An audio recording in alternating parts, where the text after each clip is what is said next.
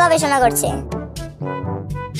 আপনার নাম কি? নেতাজি সুভাষচন্দ্র বোস। আপনার বাবার নাম কি? অনেকেই তো আছে, যেমন মহাত্মা গান্ধী। আপনার কবে জন্ম হয়েছে? 1942 সালে হবো হবো করতে করতে শেষে 1947 সালে 15ই আগস্ট। আপনি কি পাগল হয়ে গেছেন? এখনো জানা যায়নি, তবে এটা নিয়ে বিজ্ঞানীরা গবেষণা করছে।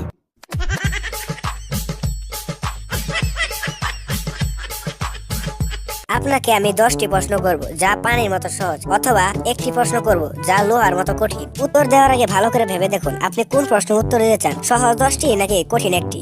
আমি কঠিন একটি প্রশ্নের উত্তর দিতে চাই। তাহলে বলুন কোনটি প্রথমে আসে, দিন না রাত? দিন প্রথমে আসে স্যার। কিভাবে? আপনি বলেছেন তৃতীয় কোনো প্রশ্ন করবেন না, তাই চাকরিটা আমার ফাইনাল।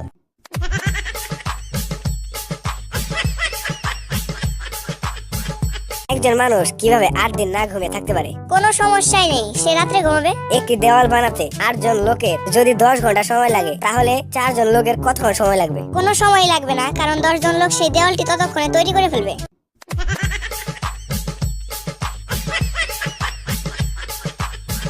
নীল সাগরে যদি একটি লাল পাথর ছুঁড়ে মারেন তাহলে কি হবে? পাথরটি ভিজে যাবে অথবা ডুবে যাবে। কোন জিনিস দেখতে একটি অর্ধেক আপেলের মতো? সেই আপেলের বাকি অর্ধেকটি।